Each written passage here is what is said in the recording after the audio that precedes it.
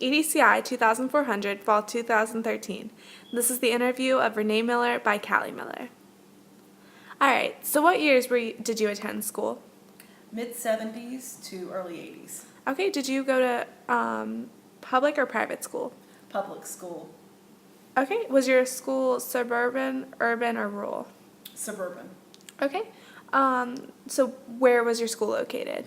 Went to school in a suburb outside Atlanta, Georgia, and then also spent some time in South Georgia in Albany. Okay, and how did you get to school? Did you take the bus or did your parents drive you? I had to take the bus. Okay. I hated taking the bus. Why did you hate taking the bus? Because if you miss the bus, at least in my household, if you miss the bus, your parents literally would kill you because they were already at work and they would have to come back to your house, pick you up, and take you to school, and that was a no-no. Okay. Do you remember missing the bus a lot, or were you always like? No, believe me, I think one time, having to make the phone call, Mom, I missed the bus, come get me, that was enough. Okay. So how did you feel about school? Did you enjoy it? Or? Loved it. Okay. I was a people pleaser anyway at home, and it reflected in school. I wanted to do well, and I did do well because I worked really hard at it.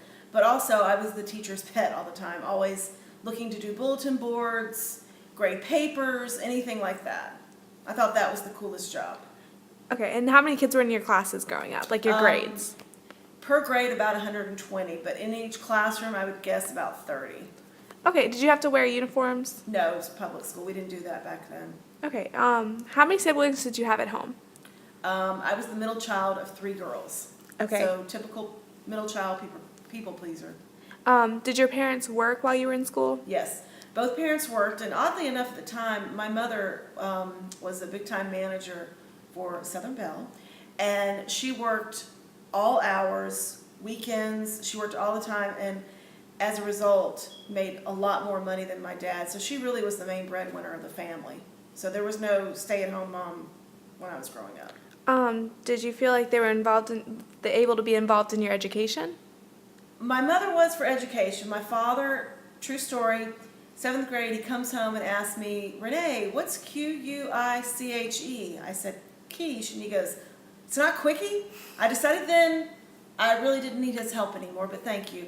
My mom was valedictorian of her high school class, very smart in English and also math, which is rather unusual, but she always helped me with homework.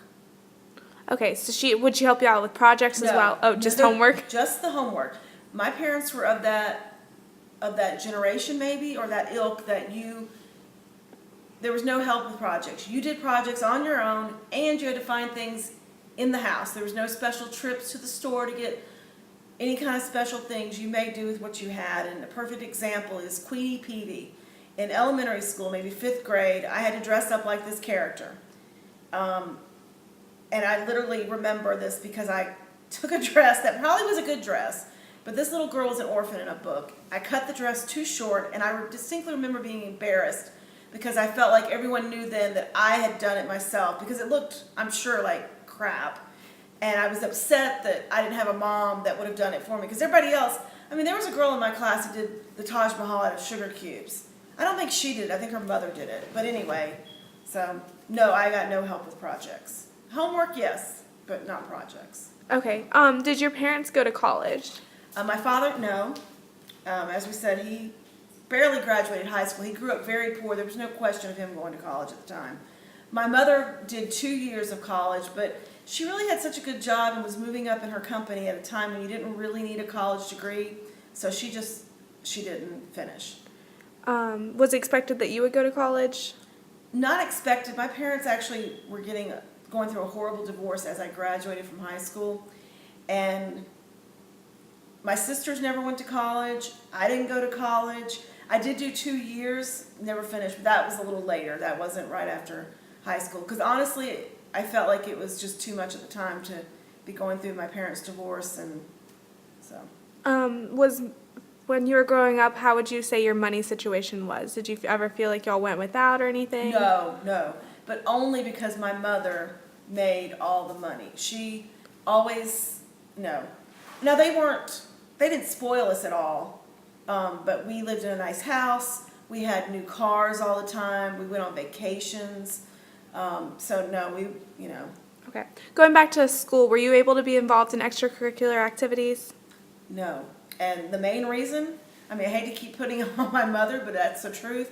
At the time, there were no such thing as, hey, can you pick up my kid from practice? I don't know if it just was my mother's way of doing things, but we had to take the bus to school and from school. So there was no chance, no athletics, no school plays. It was go to school, come home. That was it. And do you think that hurt you socially? Yes, because we were latchkey kids before they even knew what latchkey was. We literally would come home, and this happened in the summers as well. We would come home before any of us could drive. We'd get off the school bus, go to the house, and we would watch TV and eat junk food.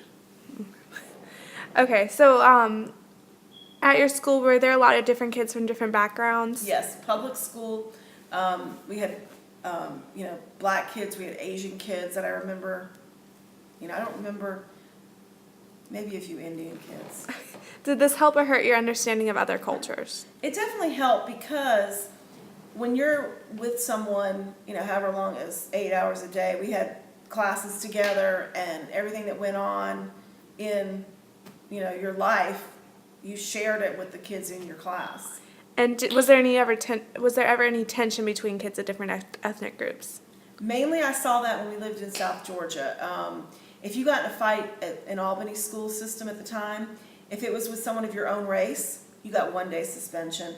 If it was someone of another race, like especially black-white, automatic 10-day suspension. I think they were just very sensitive to the black-white racial tension, especially, like I said, in South Georgia. All right. Okay, thank you very much. You're welcome. The first major difference between me and my mom is that while she went to a public school, I went to a small Christian private school. And where she had about, I think she said 120 kids per grade, I had only about 24. And most of them, I came later, but most of them had been going to school together since kindergarten. 15 out of the 24 kids I graduated with have been together since kindergarten. And we all were, there was not a lot of racial differences, and by not a lot I mean none, because we were all white, upper middle class, and we all had the same faith because we all went to a Christian school, and most of them went to the same church that school was at. Another big difference between me and my mom is I never rode a bus. The bus wasn't even offered where I went to school. Everyone had to be driven by their parents or work out some other way to get there.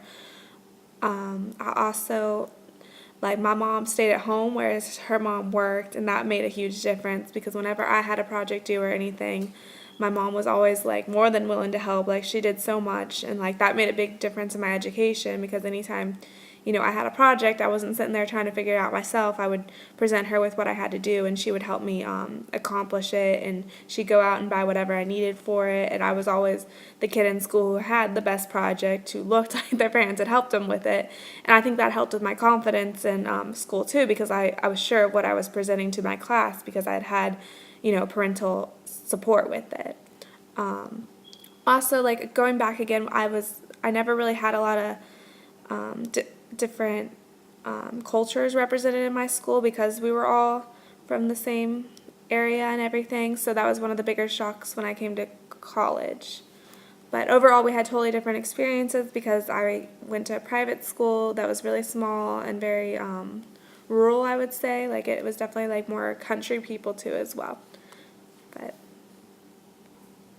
another huge difference between me and my mom was our involvement in after-school activities. I played basketball, volleyball, softball, cheerleading. If I wanted to do something, my mom was more than willing to help me do it, and they always came to all my games. Both my parents did, and were super involved in all my extracurricular activities. And my mom said one reason that she was so involved in my schooling was because of how her parents weren't always able to be involved because they both worked. So that's how our experiences were different.